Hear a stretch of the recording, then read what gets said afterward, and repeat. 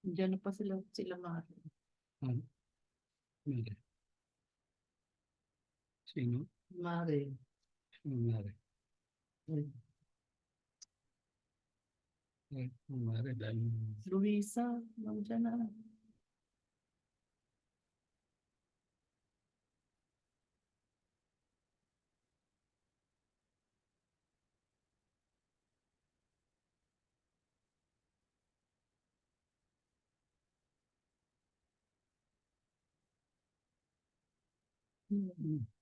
bilis mo. Okay, good morning mga kapatid. Simulan na natin. So, ito na yung ating 12 Sunday service, March 31. Bukas, April 1, April Fool. Kaya pag may nagsabing bibigyan kayo ng pera, huwag kayo kagad matuwa, baka April Fool yan. Ah, so, ito yung mga attendees last week. Ah, nakuha ko naman siguro lahat yung pinadala ni Tere. So, for this day, uh, ituloy natin yung pangatlong topic natin, strengthening our faith and knowledge as sons of God. So, tatlo yung goals natin for this year. Ito yung tatlo, no? So, magko-concentrate tayo ngayon. At katulad ng pinadala kong notice, ang ating topic ngayon the power of forgiveness. So, yan. Let's pray. O Father, minsan pa ay papasalamat kami dahil uh, ngayon tinatawag na Resurrection Sunday at kami nagpapasalamat Ama dahil binigyan mo kami ng panahon para magmuni-muni kung ano ang kahalagahan ng ginawa ng Panginoong Hesus nung panahon na ito na tinatawag nilang Holy Week. Ito yung panahon na nagdesisyon ng Panginoong Hesus na sundin ang kalooban ng kanyang Ama at ibigay ang kanyang buhay para sa kabayaran ng aming mga kasalanan. And because of this, we are now enjoying the freedom of Father bilang mga anak ng Diyos na hindi nawawala ang pagmamahal mo sa amin dahil sa iyong mga mata, Ama, kami ay naging nalibre na sa kasalanan. Sa mata mo, hindi na kami nagkakasala dahil itinuro mo na kami iyong mga anak.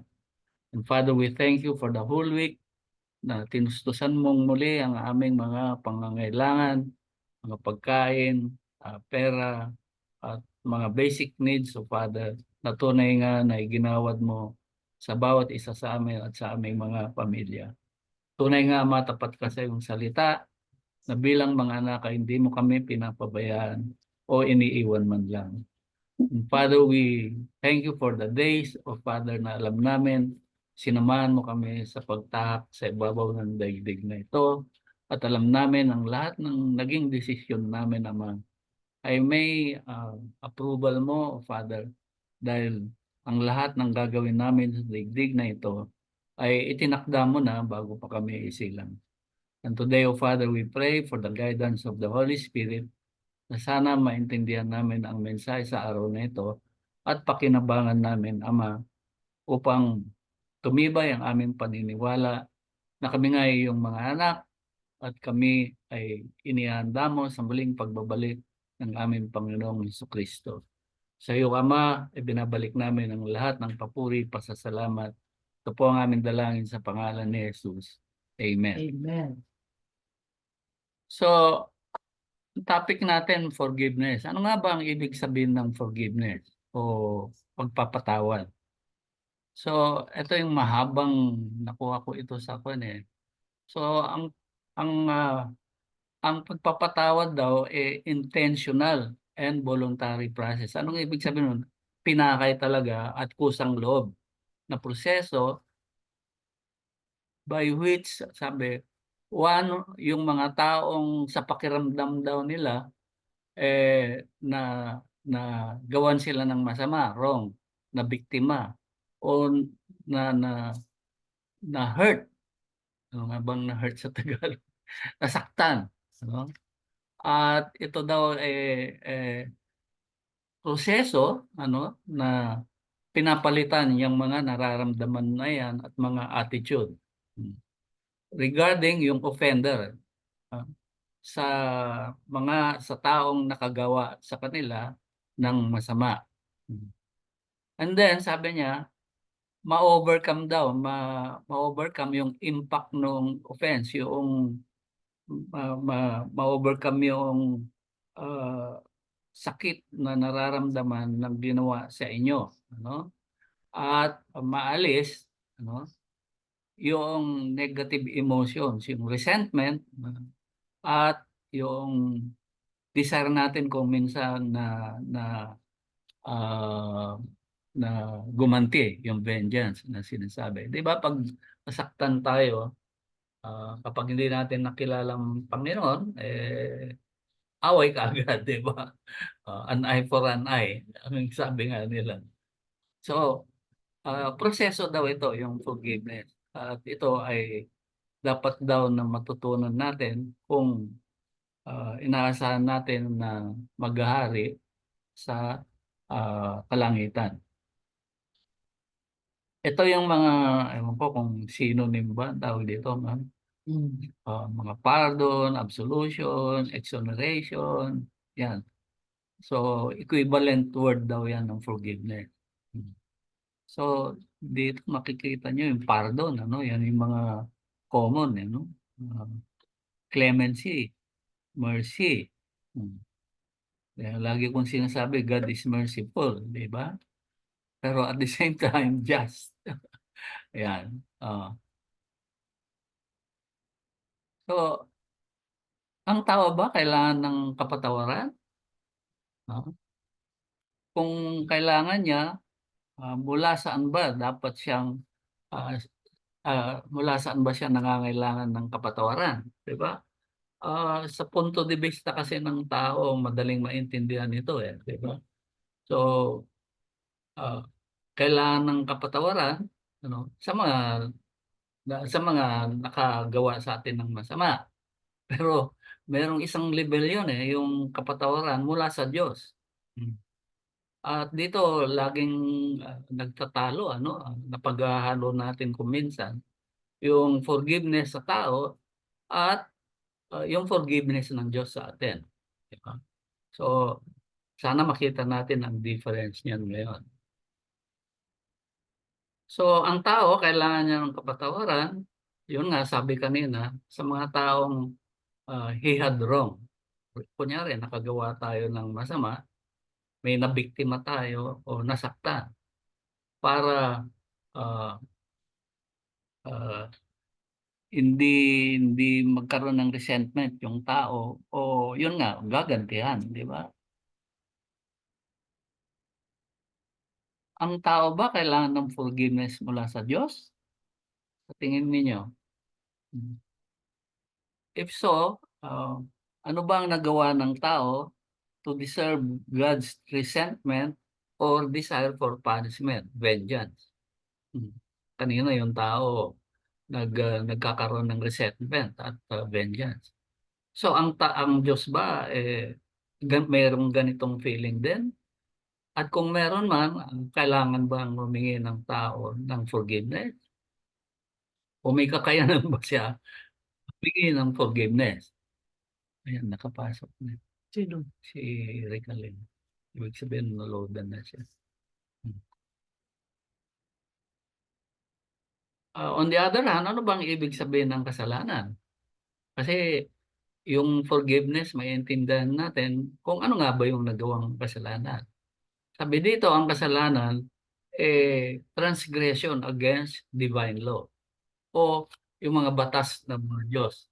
At dito makikita nyo na iba't iba, di ba? Ah, kung kilala nyo ang tunay na Diyos, ah, may mga may mga batas ang Diyos na na kung minsan nalalabag natin, kaya tayo may kasalanan. On the other hand, yung mga hindi nakakakilala sa tunay na Diyos, ay may mga batas din, di ba, na sinusunod nila para malaman nila kung sila nga ba yung nagkakasala sa kanilang mga Diyos-Diyosan. Mm. So, pero ito nga ang sinasabi ko, ah, yung mga Diyos-Diyosan na yan, tawag ng mga hindi nakakilala. Pinipilit nilang, hindi nila, kung hindi sila napili ng Diyos, hindi nagpapakilala ng Diyos sa kanila. So, ibang Diyos ang nakikilala nila. Kaya hindi mo rin sila masisi eh. Kasi ang namimili, ah, ang namimili, ang Diyos, hindi tao. Kahit anong gawin ng tao na makilala ang Diyos, kung ang Diyos ayaw magpakilala, wala po kayong magagawa.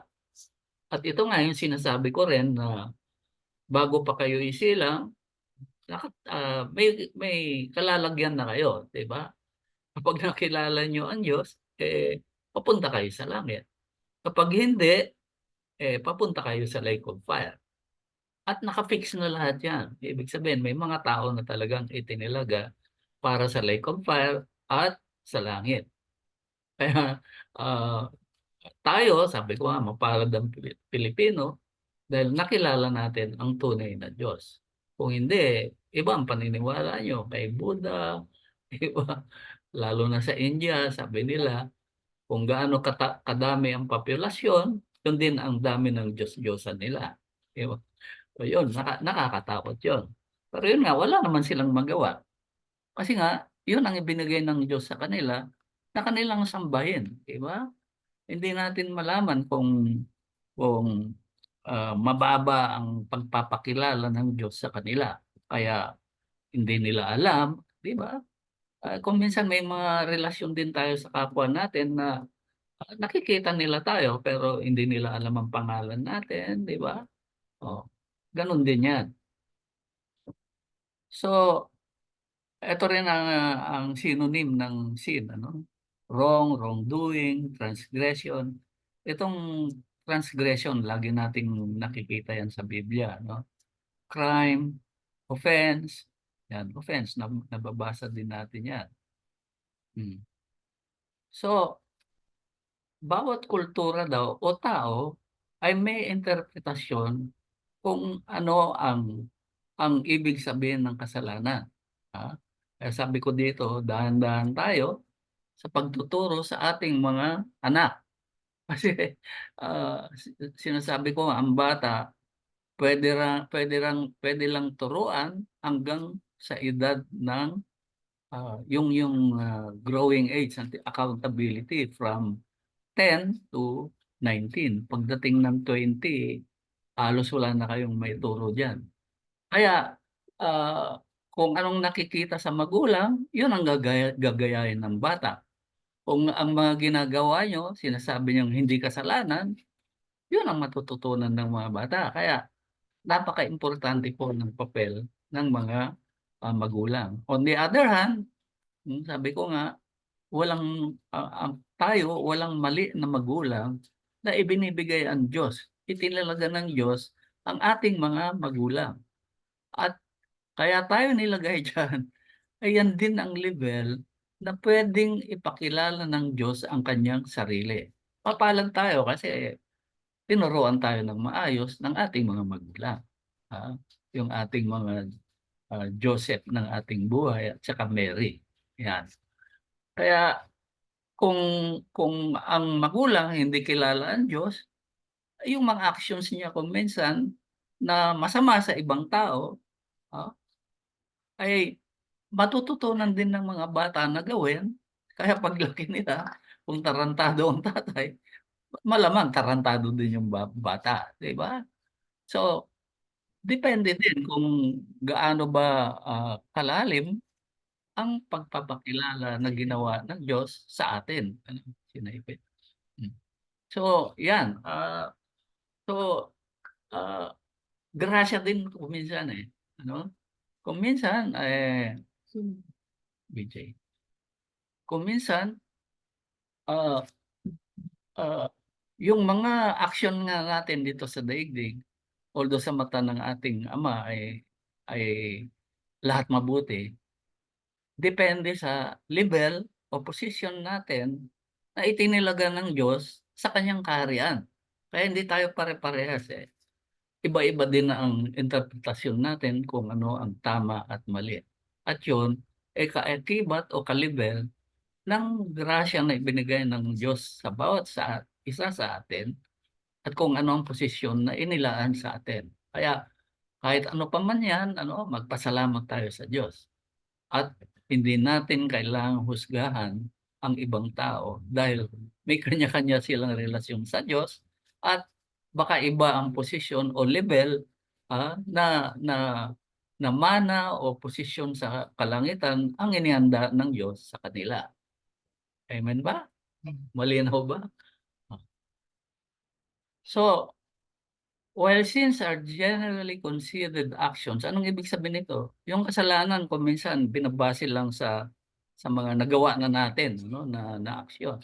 Pero sabi dito, any thought, any word, or act considered immoral, selfish, shameful, harmful, termed sinful na rin. Ibig sabihin, kahit di mo ginawa, kung may masama ka ng intensyon, iniisip, kasalanan na daw yun. Tama ba yun? Hindi mo pa ginagawa, nagkasala ka na. Yun ang sinasabi, di ba? Minsan.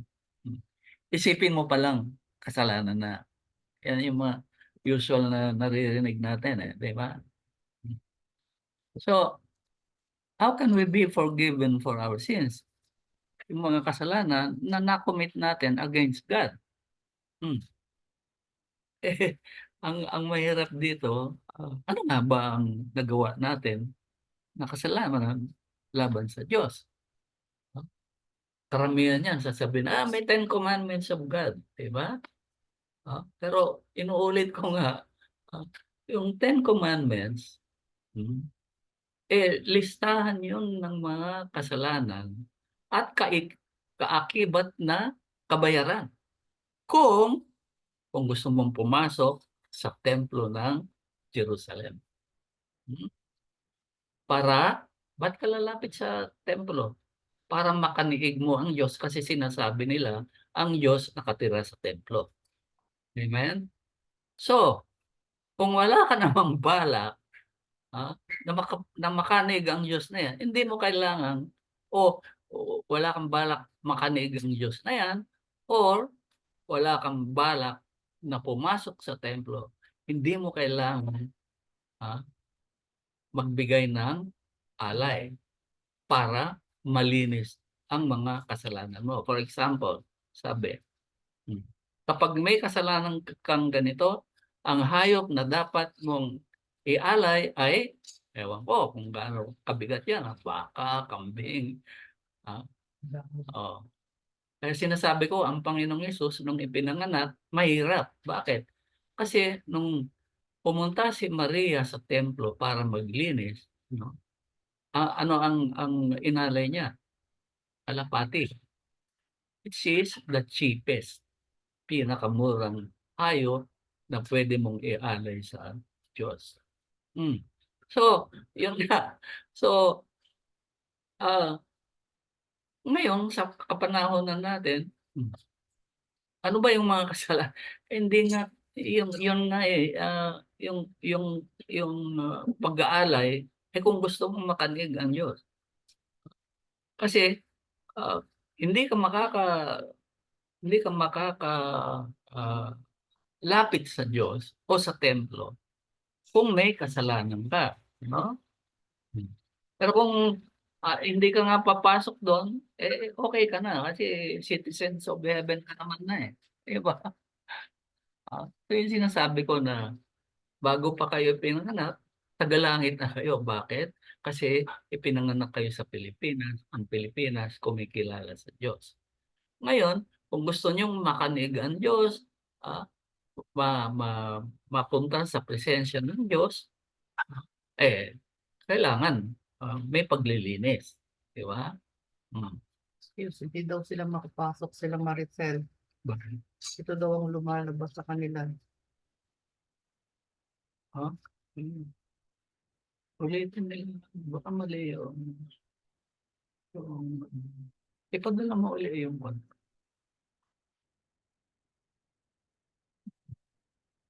Oo. Ano nga bang kasalanan ng tao laban sa Diyos? Tulad natin, kailan lang tayo pinanganak? Ha? May kasalanan na ba tayo sa Diyos? Ito nga yung pinag-aawayan di ba? Hmm. Nung ipinanganak ba kayo, may kasalanan na kayo sa Diyos? Hmm. So dito lumalabas yung sinasabi nilang original sin. Doktrina daw ito na na pagkapanganak ng tao, namana na niya yung kasalanan ng kanyang mga ninuno. Hmm. Di ba? Kasi sabi nila, ang lahat ng tao nanggaling kay Adan. So, kung tayo ngayon, isinilang ngayon, ibalik mo ako sa tatay ko, yung tatay ko, ibalik mo sa tatay niya. Di ba? Lahat daw mag-i-end kay Adan.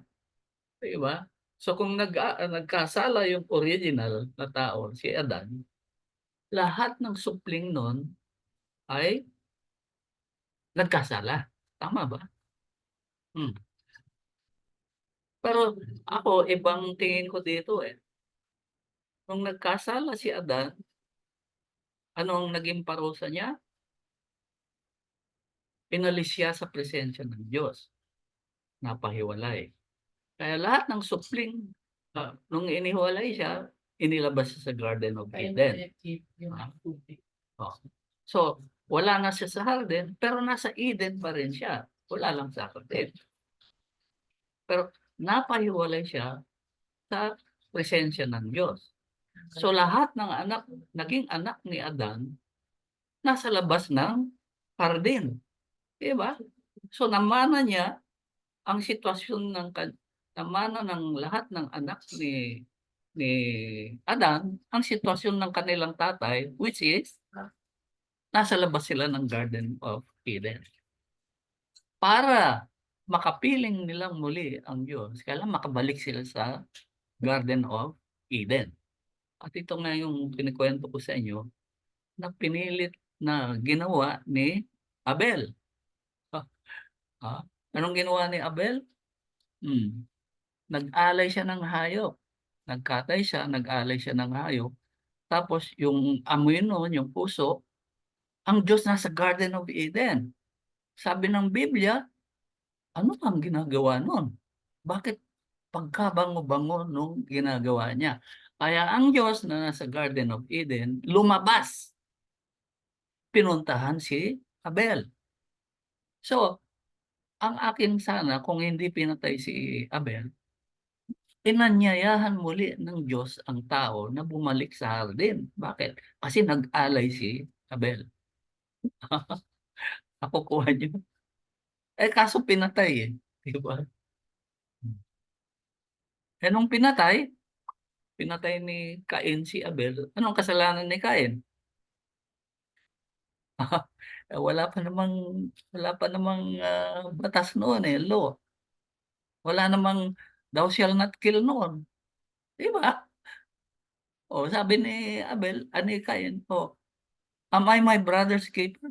Alam niya, wala siyang kasalanan na ginawa. Wala namang batas anong kasalanan niya? Ang sabi ng Diyos, yung dugo ng kapatid mo sumisigaw sa lupa. At ano ang naging kasalanan ni Abel? Hindi nakapaglahi si Abel. Kaya sabi nung panahon ng Panginoon, ah, now here is one greater than Abel, ang Panginoong Hesus daw. Bakit? Pinatay din nila Di ba? Kung walang batas, walang kasalanan. Pero yun nga, depende nga kung ano paano tanggap natin yan. So kasama ba tayo sa original sin ni Adan? Hmm. Ano nga ba yung original sin? Ah, So anong original sin ng tao, ni Adan at ni Eva, na kailangan nila ng kapatawaran? Hmm. Anong batas ng Diyos ang nalabag nila? What God's law did they violate? Meron ba? O walang batas ni Moses? Batas ni Moses, kailan lang eh. May batas ba ang Diyos? Nung panahon ni Adan, wala. Bakit? Kasi kasama nila ang Diyos. At ang Diyos walang masama. Lahat ng kilos niya mabuti. Kaya sina Adan at Eva, lahat ng kilos ng mayan mabuti sa mata ng Diyos dahil kasama nila ang Diyos. Wala silang kasalanan, sinless. Oh, amen ba? Kaya kayo kung naniniwala kayo, kasama niyo ang Diyos at naniniwala kayo na kayo'y mga anak ng Diyos, sinless kayo. Kasama niyo ang Diyos. Of course, huwag niyong tanungin yung katabi niyo, ang kapitbahay niyo, ang ibang tao dahil always sinful kayo. Amen? Anong na-violate nila? Sin is transgression of God's law. Sabi sa John. Wala namang law noon eh. Diba? Anong law noon? So, through the law, we become conscious of our sin. So, anong kasalanan ni Eva at Adan? Wala namang law nga, di ba? O, anong na-violate? Where there is no law, there is no sin. Ay, yun nga, kung hindi binigay yung batas ni Moses, wala kayong sukatan ng kasalanan. Yun ang sinasabi. Kaso, yung batas ni Moses galing sa Diyos, yun ang sukatan ng kasalanan kung gusto mong lumapit sa Diyos. May gagawin ka. Thou shall not kill. O, pag nakapatay ka, anong hayop ang iaalay mo? Para yung dugo ng hayop na yan, ang siyang makikita ng Diyos. Kapag patay na yung hayop, sabi niya, bayad ng kasalanan nito. Kaya laging sinasabi ng mga Pariseo, ano? Ang kasama daw ng Panginoon, mga makasalanan. Bakit? Kasi yung mga kasama ng Panginoon, hindi nila nakikita na lumalapit sa templo at makaniig ang Diyos. Bakit hindi naman makalapit? Sa sobrang hirap po, diba? Wala silang pera. Alam nila may kasalanan sila, hindi sila makalapit. Bakit? Napaka-stringent ng requirement. Kung mahirap ka, ang laki ng kasalanan mo, baka ang kailangan. Diba? Teka, kakain ko na lang to. Total, tumatawag naman sila sa Diyos, pero hindi nila makakaniig. Physically yan, kasi nga, yung Jerusalem Temple, tirahan ng Diyos. Although, nung panahon ng Panginoong Yesus, wala na ang Diyos doon. Hindi na bumababa. Kaya ang Panginoong Yesus, hindi nyo rin nabasa na pumasok doon sa kaloob-looban. Ay, alam niya ako pupunta dyan, wala nang tatay ko, di ba? So kung walang batas, walang kasalanan. So anong naging sukatan ng kasalanan? So ito yung original law na nilabag sina Eva at Adan. Nasa Genesis chapter 2, verses 16 to 17. Ano sabi? Pwede niyong kainin ang bunga, pwede niyong kainin mula sa anumang punong kahoy in the garden. So ibig sabihin maraming punong kahoy yan. Diba? Ang in-emphasize lang sa Biblia, yung tree of life nasa center, nasa gitna ng hardin. At yung tree of the knowledge of good and evil. Sabi niya, sa lahat ng puno, pwede kayong manginain. Maliban sa puno ng karunungan ng mabuti at masama. Huwag kayong kakain ng bunga nun. Sa oras na kinain nyo ang bunga na yan, you shall surely die. Kinain, namatay ba? Yan ang tanong eh. So may ibig sabihin yung salitang death. Ha? Ano ba yung death na yan? Hmm.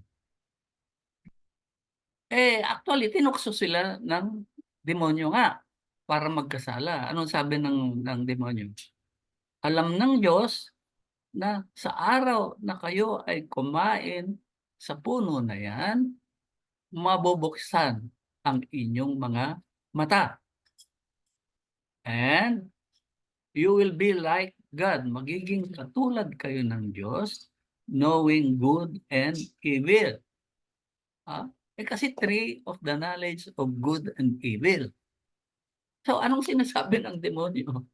Ah, na mukhang hindi napag-isipan ni Adan, di ba? Ah, lumalabas kasi ang standard ng good at evil ay ang Diyos. Kapag sinabi ng Diyos, good, good yan. Pag sinabi ng Diyos, evil, evil yan.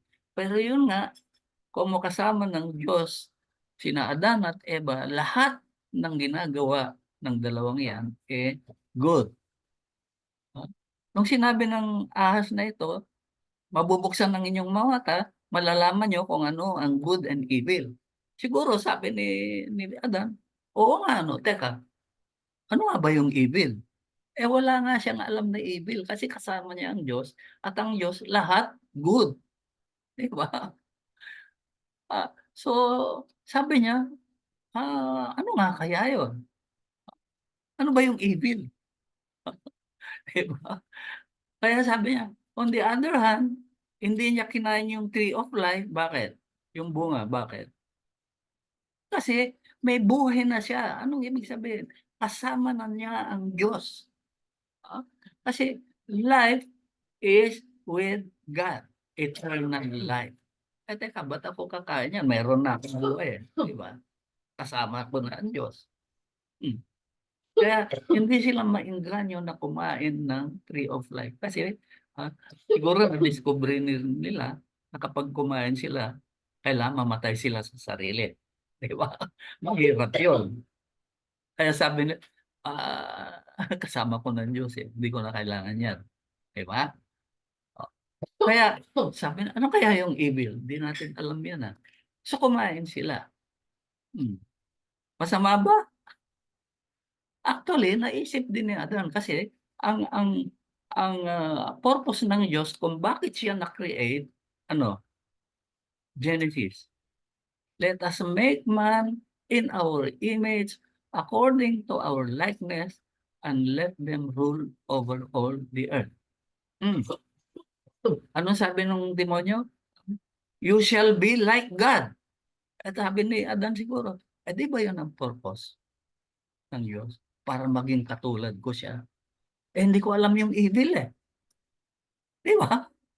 Sabi niya, siguro okay lang kumain para I will be like God, knowing good and evil. Puro good ang alam ko eh.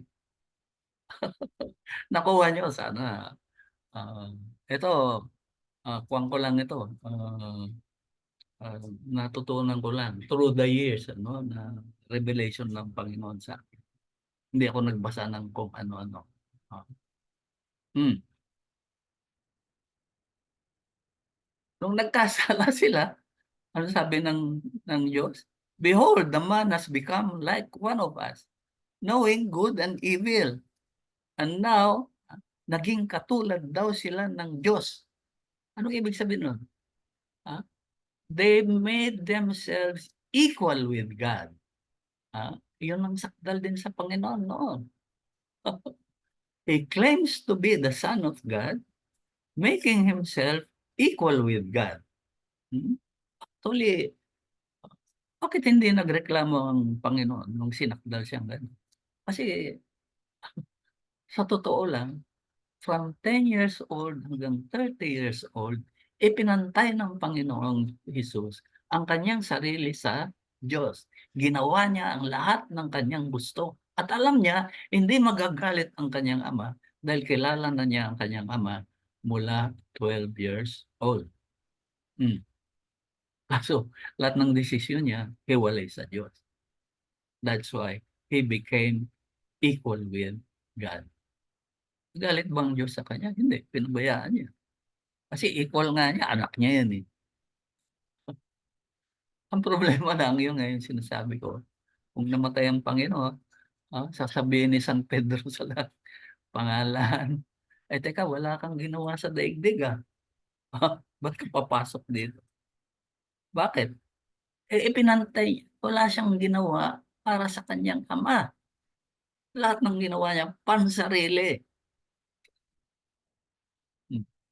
Kaya sabi ng Diyos, ay teka knowing he might stretch out his hand and take also from the tree of life and eat.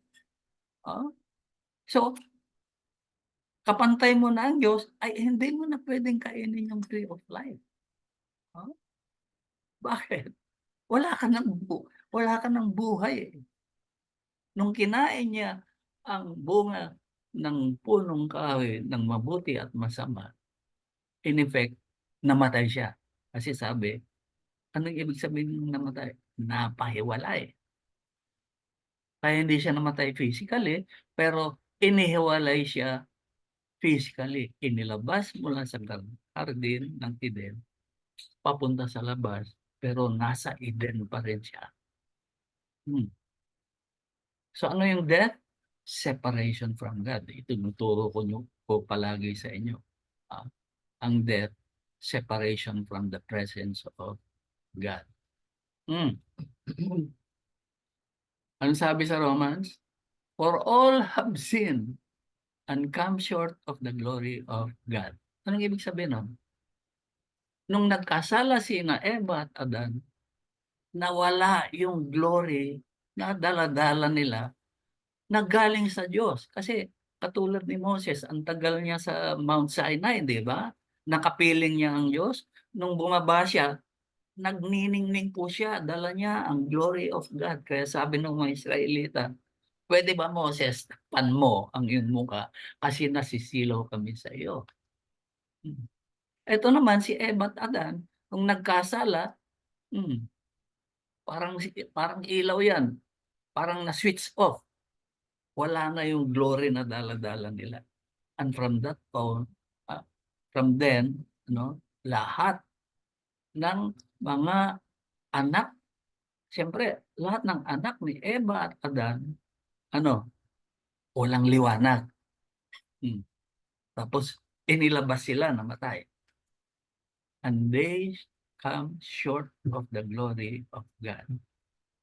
Kaya lagi kong sinasabi sa inyo, yung buhay nyo dito sa daigdig, training. At bawat opportunity na makasunod kayo sa Diyos, nadadagdagan ang inyong glory. Ibinabalik ng Diyos yung glory na yan na nawala sa tao. Kaya sabi ko, pag kayo mga anak ng Diyos, huwag kayong pupunta sa teritoryo ng kaaway. Kasi pagpasok nyo pa lang, na-experience ko mismo ito, kilala na kayo ng kaaway. Kung inuman yan, kabaretan yan, magtataka kayo kung kayo yung napili, bigla na lang may susuntok sa inyo. Ganun nangyari sa akin eh. Nung hindi ko pa kilala, nung hindi pa ako na-born again, sabi ko, ba't ba ako sinusuntok nito? Halos natanggal yung mga ngipin ko eh. Eh nasa inuman kasi ako. Hindi ko alam, nung lumabas ako, standby ako sa labas kasi naiinitan ako. Biglang lumabas yung isang tao sa loob, bigla akong sinuntok. Sabi ko, bakit? Diba? Yung pala, later on, nung nag-usap-usap na, akala daw nung tao, iniispatan ko siya para gawan ng masama. Kaya inunahan na daw niya ako. Ako naman, wala naman akong iniisip. So, anong punto dito? Kapag kayo ay napili, meron kayong liwanag na nakikita ng mga spiritual being. At ang liwanag na yan, nasindihan muli dahil sa Panginoong Hesus at bawat araw na ilagay nyo sa daigdig na ito at makasunod kayo sa bawat naisin ng inyong amang Diyos, na dadagdagan yung wattage na yan. Yung lagi kong sinasabi sa inyo. Teka, Hmm. excuse me. Hindi mo pa kilala talaga ang Diyos noon, may liwanag ka na. Anak ka ng Diyos, hindi mo palang alam, di ba? Napili ka na eh. So, kumbaga, meron ka ng paunang liwanag. Tenwa, hindi ko alam. May liwanag ka na. So, abang tumatanda kayo, dapat lumalakas yan. Kasi sabi sa Biblia din, if your uh, if your light is darkness, how great is that darkness? Sabi, di ba? Anong ibig sabihin nun? Kung wala kang iniimit na liwanag, dahil wala kang relasyon sa Diyos, kung hindi ka nakakasunod sa Diyos, para kang charcoal. Di ba? Hmm. So all sinned and then all died. Di ba? So sa oras na kumain sina Eva at Adan ng prutas ng tree of knowledge of good and evil, he sinned against God, and he died. Anong ibig sabihin? You shall surely die. Pero physically, hindi naman siya namatay. Di ba? So anong ibig sabihin, no? He was separated from the presence of God. Pinalabas siya sa garden, pinalabas siya sa labas ng kaharian ng Diyos. Pero nasa Eden pa rin siya. Yeah. So, mula noon, lahat ng tao namatay. Ibig sabihin, kasi galing ang lahat ng tao kay Adan, di ba? Lahat ng tao separated ng God.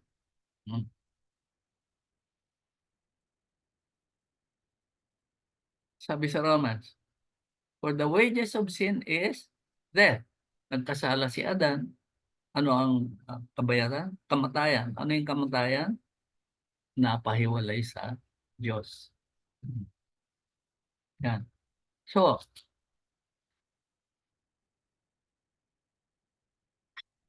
the sting of death is sin. Anong ibig sabihin nun? Mga Tagalog ng sting. Hindi ko rin. Ayun na nga. Yung power of sin is the law. Ano yung law na nilabag? Do not eat from that do not eat from the tree of knowledge of good and evil. Isa lang ang law eh.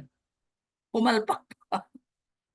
Samantalang kung kumain na sila sa tree of life, hindi na nila kakainin yung knowledge of good and evil. Kasi hindi na nila kailangan yun. Kasi lahat ng kilos nila, alam nila, good. Bakit? Kasama nila ang Diyos. Kukuha nyo, sana magkaroon kayo. So, kung hindi ba kinain ni Adan yung prutas, hindi na ba siya mamamatay? Physically? Siguro. He will live eternally siguro. Kaya sabi nila namamatay daw ang tao physically kasi nagkasala siya. Kung hindi kumain siguro si Adan, yung glory ng God na dala-dala niya, i-preserve yung physical being niya. At kapag kumain pa siya nung tree of life, lalo na permanente na yun. Natatanda niyo kung ilang taon nabubuhay ang tao, palagay niyo? 1,000, di ba? 1,000 taon. Kung hindi nagkasala, forever palagay ko. Ako, paniniwala ko lang yan. Sobra na yun. Pero bakit pumiksi ang buhay ng tao? Ako, hinala ko rin nga. Ito, teorya ko lang. Kaya libo-libo ang taon ng tao. No? Palagay ko, mabilis ang ikot ng daigdig. Di ba? Ang ating kasi, ang one day, 24 hours. Pero palagay ko, nung panahon nila, ang one day, baka 1 hour lang eh. So, pag bilang ka ng 360 days, ang bilis, di ba? Teorya ko lang yun. Walang physical. Pero ngayon kasi, ina-adjust nila yung orasan, di ba? Oh, dinadagdagan nila ng 1 minuto kasi nag-slow down na yung daigdig. Kaya umiiksi ang buhay ng, sabi ng Diyos, hindi nalalagpas ng 120 years ang tao, di ba?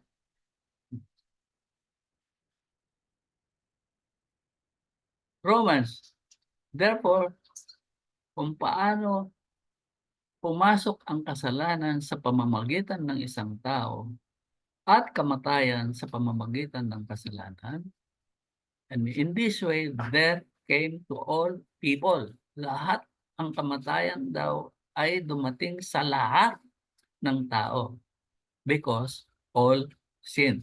Paano nangyari yun? Ito nga yung sinasabi ko, nagkasala yung si Adan, yung unang tao.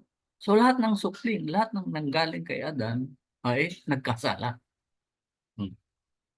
Maliban na lang kung paniwalaan nyo, hindi kayo galing kay Adan, galing kayo sa Diyos. At ito ang tinuturo natin. Diba? Na hindi kayo lahi ng tao, hindi kayo lahi ni Adan, lahi kayo ng Diyos. Amen? Kaya sabi ko, kapag napaniwalaan nyo yan, you are sinless from the beginning. Ang buhay nyo dito, training lang. At kung anong posisyon ang inihanda ng Diyos para sa inyo sa kanyang kaharian. Sons, surely I was sinful at birth, sinful from the time my mother conceived me. So anong ibig sabihin? Hindi pa siya pinapanganak, sabi niya. Ang tao hindi pa pinapanganak, makasalanan na. Sinful from the time my mother conceived me. Pero yun nga yung sinasabi ko, napakaganda na bumaba ang Panginoon dito sa daigdig. Kasi ngayon pwede niyong panampalatayaan na kayo ay kapatid ng Panginoong Hesus, kayo ay mga anak ng Diyos. Kaya yung ipinagbuntis ng nanay niyo, hindi similya ng tao, kundi similya ng Diyos. Diba? Surely, I was sinless at birth. Dapat kayo. Sinless from the time my mother conceived me because the seed na ipinagbuntis ng nanay ko ay seed ng Diyos. Amen?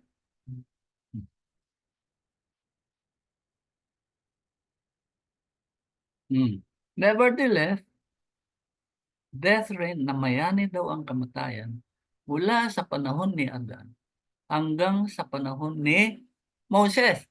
Bakit kay Moses? Ito na nga. Diba?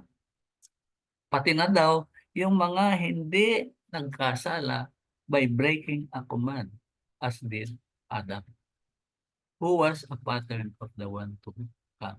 Anong ibig sabihin nun? Lahat ng tao ay namatay mula sa panahon ni Adan at hanggang sa panahon ni Moses. Ano nga yung death?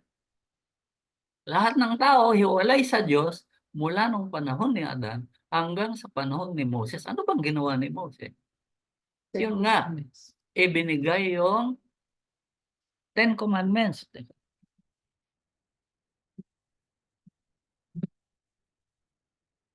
Na tayo, nawalan ng baterya. Ibinigay yung 10 Commandments. Ano nga yung 10 Commandments? Para makabalik kayo at makapagrelasyon sa Diyos. So may paraan na. Parang from death, you will have life. Ano yung life? Life in the presence of God. So kung gusto nyong makanig ang Diyos, ibinigay ni Moses yung mga panuntunan kung paano kayo lalapit sa templo at makanig ninyo ang Diyos at sa mata ng Diyos, magiging buhay kayo. Kasi paglapit nyo, makikita ng Diyos may hayop na namatay in exchange ninyo para kayo ay makalapit, magkaroon ng tinatawag na righteousness. Kasi yung righteousness, karapatan para humarap sa Diyos. Amen. Kaya yung mga pulubi, bulag, hindi nakakalapit yan sa templo eh. nung dumating ang Panginoon, nagkaroon sila ng pag-asa. Hindi na nila kailangan pumunta sa templo kasi eto na ang Mesaya, sabi nila sa Panginoon. At lahat ng sinabi niya, pinaniwalaan nila. Which is sa palagay ko mas matindi kaysa pumupunta. Kaya ang kalaban nila diyan mga Pariseo, 'di ba? Hmm. So, nung na nung binigay yung batas ni Moses, nakalapit na ulit ang tao sa Diyos, nagkaroon ng buhay, life. Ah, kaso giniba nga yung, ah, giniba yung templo, eh, o saan pa nila hanapin ang Diyos? Sabi ng Panginoon, "Gibayin niyo ang templo na ito, itatayo ko sa loob ng 3 araw." Ano ibig sabihin ng Panginoon? Kapag giniba ang templo, balewala na yung law of Moses. Kasi ba't ka magsasakripisyo, eh, wala na yung templo, hindi mo na makakanig ang Diyos. Sabi ng Panginoon, itatayo kong muli, ah, ang templo na yan in 3 days. Hmm. Naitayo ba? Hmm? Amen. Don't you know that you are the temple of God? Hmm. Forgiveness of sin, the return to paradise. Yan, Romans. For as by once, dahil sa disobedience ng isang tao, marami ang ginawang makasalanan. So, by the obedience of one shall many be righteous. Ano yung obedience? Kaninong obedience yun? Sa Panginoong Yesus. Ah,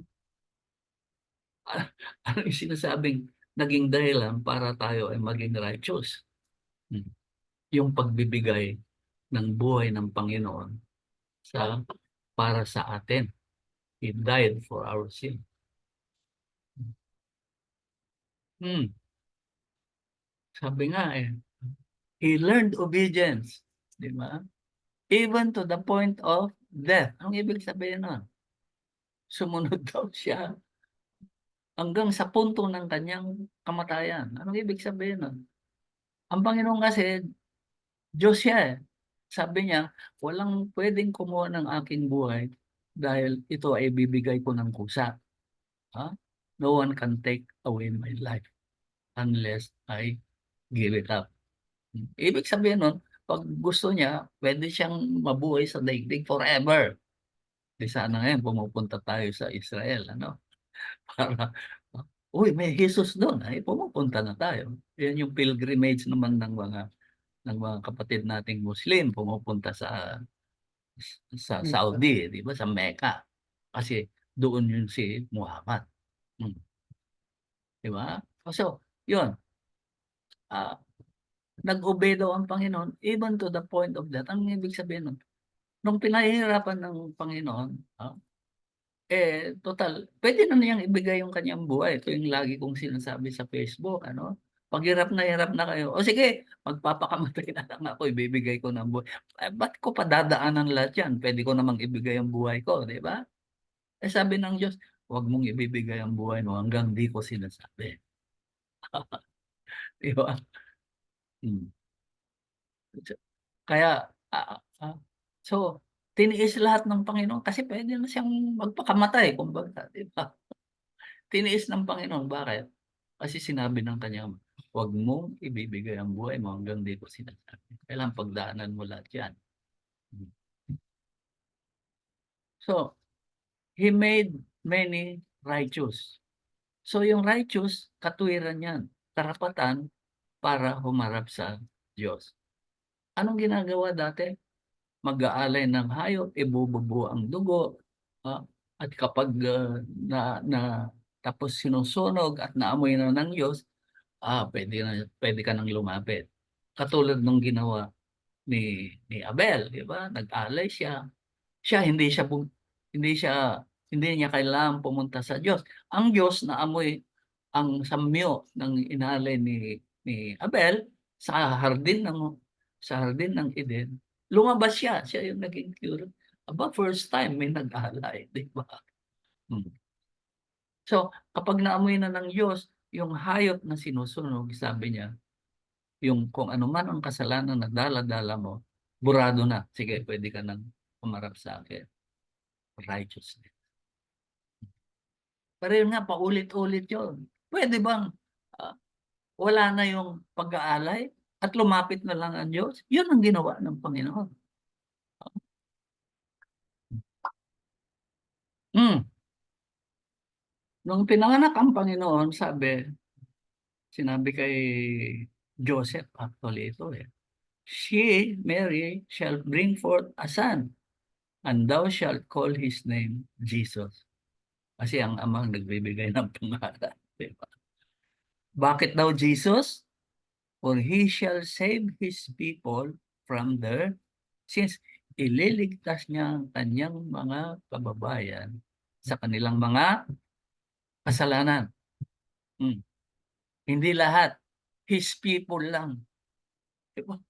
Kasi sinabi sana, for he shall save all from their sins. Hindi. Pili lang. Kaya nung una may nagsasabi na ang Panginoon daw namatay lang sa mga iilan. Oh, yung iba nagagalit noon. Hindi ba pangkala? Hindi. Tama sila. He died for the chosen ones. Hindi. Otherwise, kung namatay lahat, wala nang pupunta sa impyerno. Amen? Hindi nga. May mga pinili lang. Oh.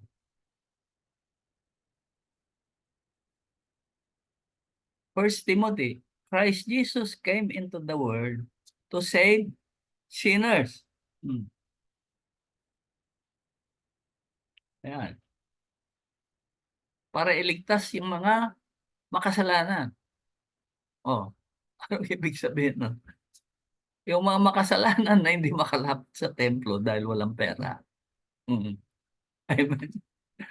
At yung mga makasalanan na napapagod na sa paulit-ulit na kasalanan. Pwede bang tumigil na sa pagkakasala? Even now, tinatanong ko palagi sa inyo, tumigil na ba kayo sa pagkakasala? At kung naintindihan niyo lahat ng mensahe natin, dapat ngayon naniniwala na kayo na tumigil na kayo sa pagkakasala dahil lagi kayong good sa mata ng inyong Ama. Hmm. Sa mata ng tao, always nagkakasala kayo. Ay, importante naman yun. Ano ang tingin ng Ama ng Diyos sa inyo? Kasi lahat ng ginagawa niyo, tama sa kanyang mga mata. Na sinasabi ng tao, mali. Eh sa mata ng Diyos, tama. Kailangan niyong gawin yun para makilala niyo ang Diyos kung minsan. Para matuto kayo. At parte ito ng plano ng Diyos sa inyo. Bago pa kayo isilang, sinasabi ko, nakasulat na ang buhay niyo. Kaya walang mintis yan. Lahat kailangan pagdaanan niyo. Mabuti, masama, masakit. Yan ang training niyo. Hebrews. But by His own blood, He entered in once into the holy place. Ito yung sinasabi ko. Pwede bang minsanan na lang? Siya na yung gumawa nun. Daladala daw niya ang kanyang dugo. Pumasok sa kabanal-banalang lugar at inalay ang kanyang dugo bilang pagtutubos, eternal redemption for us. Kaya kapag naniwala kayo sa Panginoong Yesus, binayaran na lahat ng kasalanan yun. Past, present, future. Pinag-aawayan na lang ngayon. Oh. Yung mga posisyon nyo. Hmm.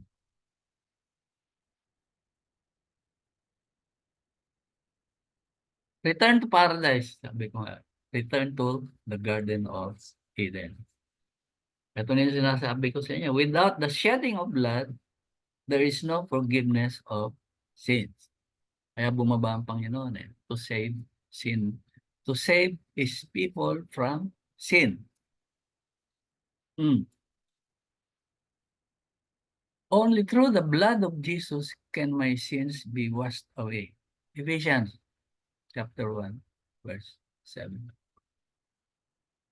So, yung tinuturo sa atin ano, na pagtrabahuhan niyo daw. Ah, pag nakumpisal ka, walang kabayaran ng kasalanan niyo. 10 ama namin ba? Ave Maria, or mag-repent ka. Yung repentance kasi, ang ibig sabihin niyan, 180 degrees change in direction. So, kung ang buhay niyo ngayon may tinatahak, magbago kayo, 180 degrees. Yun ang repentance. Lahat ng kasalanan ay natatanggal sa pamamagitan ng dugo ng hayop.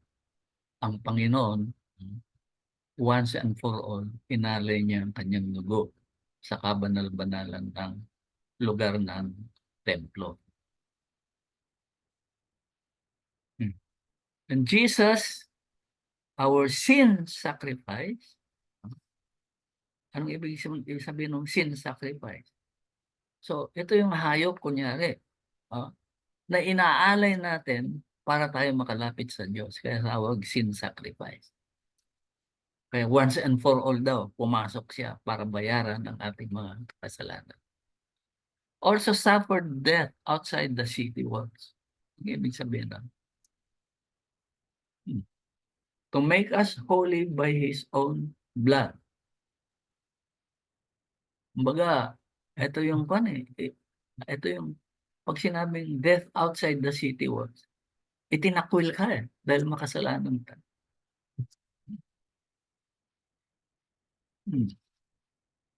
Samba pinako ang Panginoon? Golgotha. Outside. Labas yun ng siyudad ng Jerusalem. Para daw, dahil sa kanyang kamatayan, tayo naman ang makapasok. Kasi yung dugo na ibinubuo niya ay pambayad sa ating mga kasalanan. Kaya tayo naman pwedeng pumasok sa city of our God. To make us holy by His own blood. Pinagiging banal daw tayo sa pamamagitan ng kanyang dugo. Yung understanding kasi ng iba dito, pinahirang ka ng dugo, nalapit ka sa Diyos, hindi ka makikita, kundi dugo ng Panginoon. Ang akin naman, paniniwala ko, yung dugo ng Panginoong Hesus na isinalin sa atin, na ipinamana sa atin, yun ang nagliligtas sa atin at nagbibigay ng karapatan para lumapit sa ating Amang Diyos.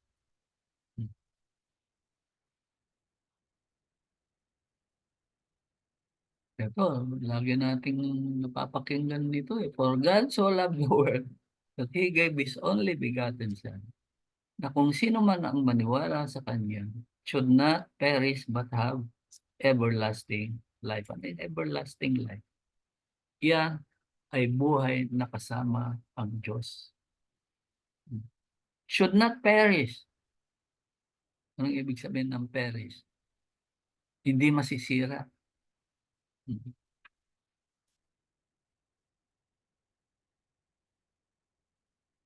Kaya tinawag din siyang Emmanuel. The virgin shall be with child and bear a son, and they shall call his name, kanina Jesus diba? Shall call his name Emmanuel, which is God with us. Ang ibig sabihin, at yung sinasabi ng Panginoon. Gibayin nyo yung templo na yan in 3 days. Itatayo kong muli. In 3 days, after 3 days na namatay ang Panginoong Yesus, nabuhay siyang mag-uli. At ang kanyang katawan na isinalin sa bawat mananampalataya na naniniwalang sila'y mga anak ng Diyos, sila ngayon ang templo. Kaya sabi, kung kayo ay templo ng Diyos, kasama niyo ang God the Father, God the Son, God the Holy Spirit, nakatira sa inyo. Kaya marami kayong verses. Tinalakay na natin dati yan. Don't you know that you are God's temple? Don't you know that Christ lives in you? Don't you know that you are the temple of the Holy Spirit? Itinayo ng Panginoon ang templo na yan. At ibinigay, isinalin sa atin na nananampalataya na ng mga napili para maging anak ng Diyos, katulad niya.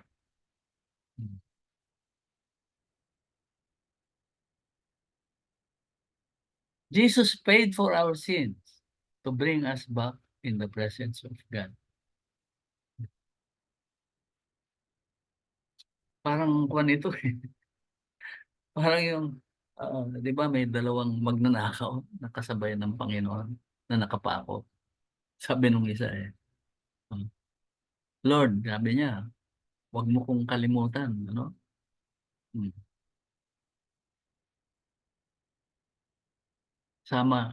Isama mo ako sa iyong kaharian, in your kingdom. Anong sagot ni Lord? Today, you shall be with me in paradise. Ano yung paradise? Ito yung Garden of Eden eh. Anong hiling nung magnanakaw? Kasama, ah, isama mo ako sa iyong kaharian. Teka, doon ka muna sa hardin. Hindi ka papasa sa kaharian. Ah, hmm.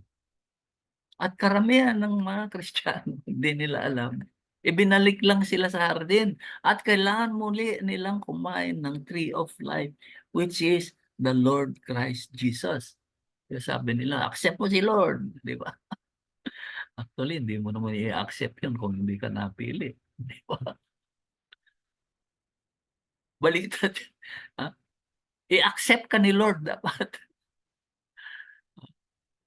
Dapat napili ka para ikaw ay makakain ng tree of life. Ano ba yung tree of life? Para magkaroon ka ng eternal life at pwede ka nang pumasok sa presensya ng Diyos. Yung hardin kasi, kumbaga, um, ano ba yun? Anti-room. Lugar na kung saan kinikilatis yung mga bisita. Kinikilatis yung mga bisita para papasukin sa presensya ng hari. Natutunan mo yan. Paulit-ulit sinasabi ko. Natutunan ko sa Germany. Ang dami kong binisitang mga palasyo. At lagi kasama ng palasyo ang mga magagandang hardin. Tapos nabasa ko sa Esther, di ba? Sa Esther. Yung mga gustong pumasok at makita yung hari, nilalagay muna sa hardin at doon kinikilatis ng hari. Kapag okay yung hari, sa kanya pinapapasok. Sa atin, ibinalik tayo ng Panginoon sa Garden of Eden, quote unquote, sa paradise. At kapag hindi natin natanggap na tayo ang katawan natin ay galing sa Panginoong Hesus, ang dugo natin galing sa Diyos. Ibig sabihin, hindi yung kinakain yung bunga ng tree of life. Hindi kayo makakapasok. Oh.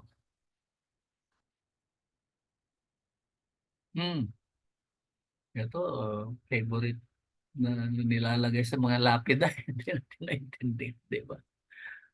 Where, O death, is your victory? Where, O death, is your sting? Ano ba yung sting? Pag kinagat ka ng gagamba, masakit. The sting of death is sin. Kasi nga, kapag nagkasala ka, mapapahiwalay ka sa Diyos. At ang kapangyarihan daw ng sin ay yung batas. Where there is no law, there is no sin. So sinasabi dito, huwag kayong manangan sa pagsunod sa batas ni Moses. Manangan kayo sa kung ano ang sinasabi ng Diyos sa inyo. Kaya nakakaawa din kung minsan yung mga sumusunod sa batas ni Moses. Yung mga batas nga na yan para sa paglilinis at makaharap mo ang Diyos. namatay na nga ang Panginoon. Hindi niyo na kailangan ang mga yan. Panampalatayaan niyo na binayaran na ng Panginoon ang inyong mga kasalanan. Pwede kayong lumapit sa Diyos anytime, anywhere. Yan ang sinasabi. But thanks be to God, He gives us the victory to our Lord Christ Jesus. Yan ang ibig sabihin yan. So, grace replaced the law of animal sacrifice, not the commandments, because the blood of bulls and goats can take away sin. Bakit? Kasi paulit-ulit nga, pagkasala ka, bigay ka ulit. Ibig sabihin nun, ah, hindi talaga nakakatanggal. Temporary lang yan. Ah, hmm. Therefore, being justified by faith, sa pamamagitan ng pananampalataya, meron tayong kapayapaan sa Diyos. We have peace with God. Anong ibig sabihin? Hindi na galit ang Diyos. Di ba? Kasi nakakalapit ka na. May righteousness ka na. Hindi na galit ang Diyos sa'yo. Yung resentment na sinasabi kanina, yung vengeance, yung punishment, wala na yun. Bakit? May nagbayad na ng kasalanan natin through our Lord Jesus Christ. At kapag napaniwalaan yung anak kayo ng Diyos, anytime, in the eyes of your Father God, wala kayong kasalanan nagagawa. Pero yung kapitbahay nyo, yung katabi nyo, laging sinasabi, mino-minoto, nagkakasala kayo. Amen. Bayad kayo. Di ba? Kapag may nasuntok kayo, bayad kayo, kulong kayo. Pero sa mata ng Diyos, wala kang kasalanan. Kailangan pagdaanan mo yan. Para sa piitan, makilala mo akong lalo. Di ba? Ulitin ko yung pastor, siya ba? Hindi ko lang Ah, nakakita mo lang. Pastor na ikinulong. Si Belhica ba yan? Hindi. Oh, Belgica. Butch Belhica. Ikinulong yun eh. Nung lumabas, naging pastor eh. Bakit? Kailangan niyang makulong para makilala niya ang Panginoon. Paglabas niya, naging preacher siya. So yung pagkakulong niya, good or bad? Good. Kaninong plano yun? Plano ng Diyos. Kasi sa kanya, walang masama. Diba? We are saved from our sins. Naligtas na tayo sa ating mga kasalanan. And, pwede ba ito? We should stop sinning. Tumigil na ba kayo sa pagkakasala? How can we stop from sinning?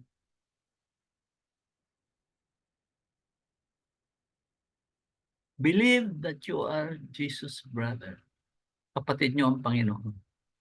Nakatulad niya, you are a, hindi the.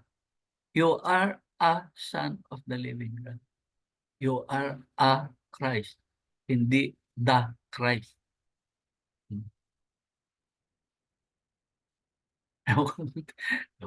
Babanggitin ko si Pastor Kibol. Hindi na lang galit Sandro. For those God foreknew, ano ibig sabihin nun? Yung alam na ng Diyos, yung mga napili, He also predestined. Iginuhit na. Si Marcos daw, iginuhit ng tadhana. Amen. Namamatay sa Hawaii. Oh, bakit? Kilala na kayo, di ba sabi? Before I was born, you knew me. Kilala na kayo ng Diyos. Yung mga nag-a-abortion, mag-isip-isip kayo. He also predestined to be conformed to the likeness of His Son, that He may be the panganay, firstborn, prototype among many brothers. Napaniwalaan nyo na ba na kapatid nyo ang Panginoong Hesus? Na-predestined na daw kayo na magiging katulad kayo ng Panginoong Hesus. Bakit? Kapatid nyo yun eh. At kapag kapag napaniwalaan nyo na kapatid nyo ang Panginoong Hesus, mas malamang magiging katulad na rin kayo ng Diyos na inyong Ama. Di ba? Kaya yung mga sinasabi, anak ni Kwan yan, tignan mo kung paano kumilos, paano magsalita. Kamukhang kamuha ng tatay. Ganyan yan eh. The firstborn among many brothers. Hindi lahat brothers. O, ano bang paniniwala nyo? Kapatid nyo ba ang Panginoon? You are born of God. Ito, matagal ko nang itinuturo sa inyo na paniwalaan nyo. Your body and blood are from your Father God. Paano nga namang magiging tatay nyo ang Diyos kung ang katawan nyo at dugo hindi galing sa Kanya? Di ba? Hindi kayo lahi ng tao. Lahi kayo ng Diyos. Kung kasama niyo ang tatay sa bahay, Joseph ng buhay niyo yan. Binigay ng Diyos sa inyo para maging tatay ninyo. At kung ano man ang ugali ng tatay na yan, iyon ang ibinigay ng Diyos para mahubog kayo sa karakter at pag-uugali na gusto niyang marating ninyo para kayo magamit sa kanyang kaharian. At may kaakibat na posisyon yan o mana sa kanyang kaharian. Hindi pare-parehas. Ang sabi ng Panginoon, this is my body, this is my blood, na ipamimigay, ito ang aking katawan na ipamimigay sa inyo. Pag namatay ako, itong katawan na ito, ipamimigay sa mga susunod kong mga kapatid na pinili ng aking Ama. This is my blood, which will be given up for you. This is my blood. Ita-transfuse sa inyo. Isasalin sa inyo. Yun ang ibig sabihin. Pag napaniwalaan nyo yan, anak kayo ng Diyos. Kasi ang Panginoong Yesus, anak ng Diyos. Ang kanyang katawan at dugo ay galing sa Diyos.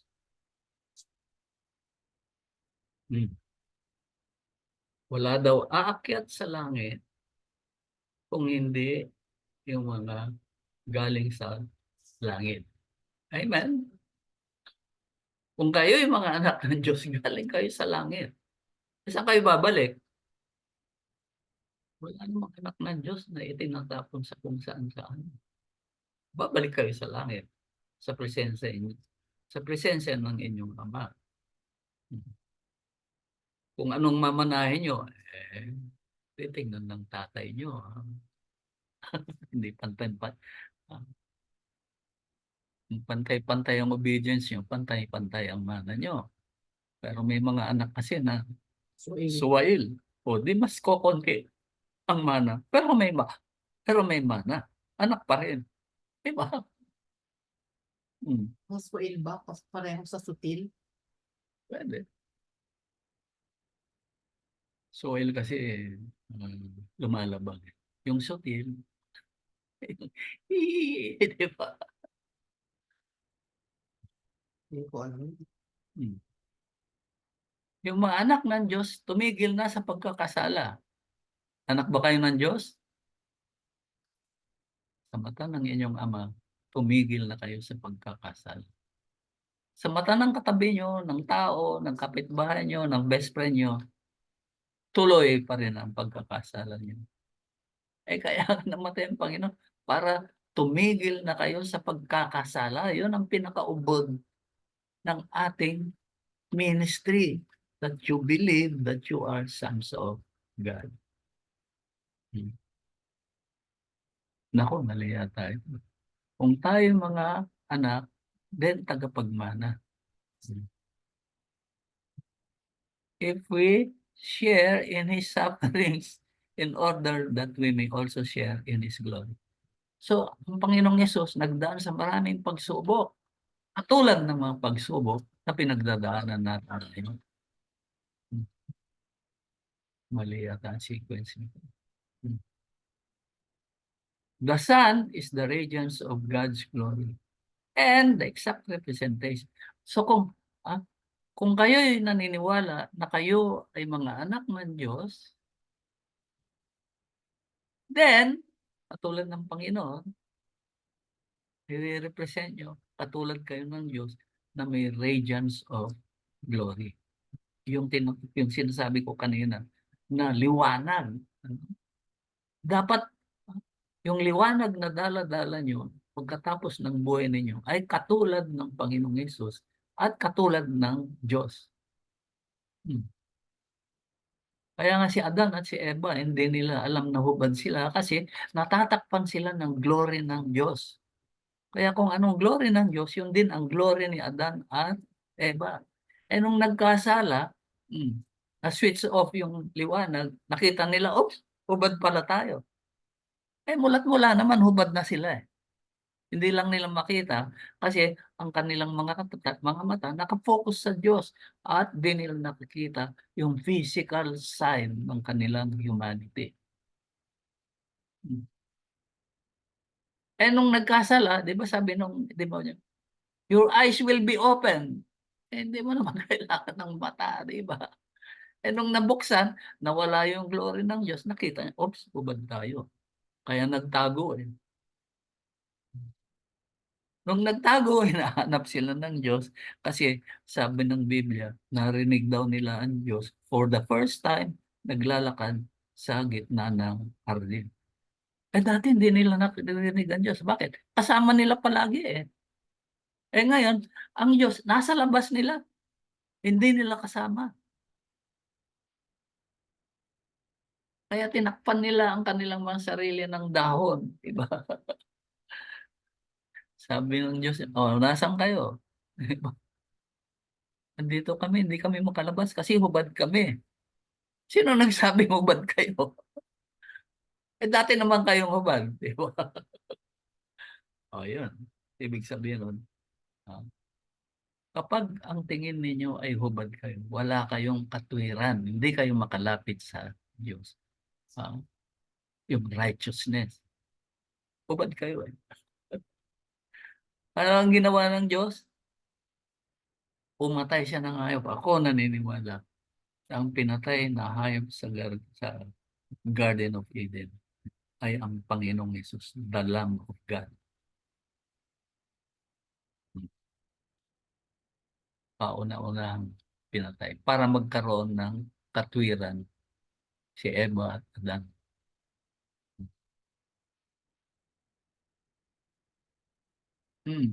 Sana marating nyo ang punto na katulad ng Panginoong Hesus ay masabi nyo, ako at ang aking ama ay iisa. Posible ba yun? Kung mapapaniwalaan nyo na ang buhay ninyo sa daigdig na ito ay nakatakda na. At sabi nga sa Psalm 119, lahat ng aspeto ng buhay nyo nakasulat na. Lahat ng sasabihin nyo, lahat ng kilos nyo, lahat ng gagawin nyo, nakasulat na sa aklat ng buhay.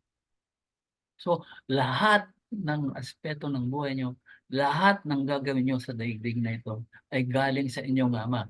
Kaya sabi ng Panginoon, I and my Father are one. Kaya sabi niya, kapag ako ay nagsasalita ang Ama. Di ba? Sana marating nyo ang pananampalataya na yun. Yan sana ang matutunan natin ngayong Holy Week. Yan. Inulit itong ni Ayers.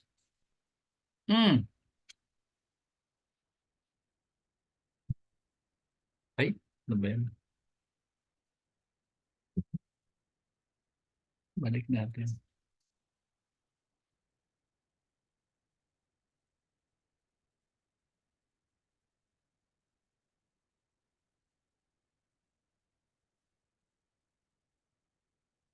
Yan. So, tumigil na ba kayo sa pagkakasala? Uulitin ko itong aking favorite verse.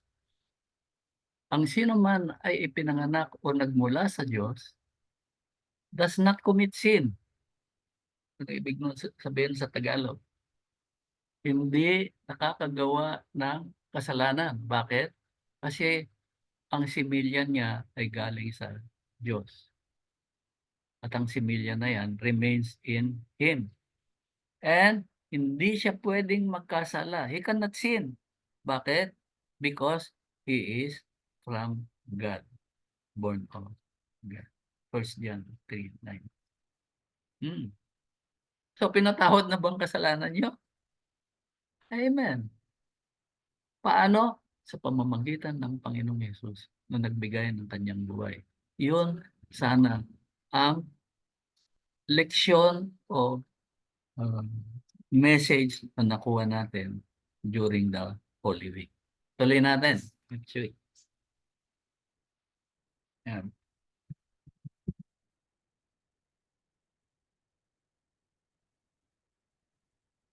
Hmm. Okay.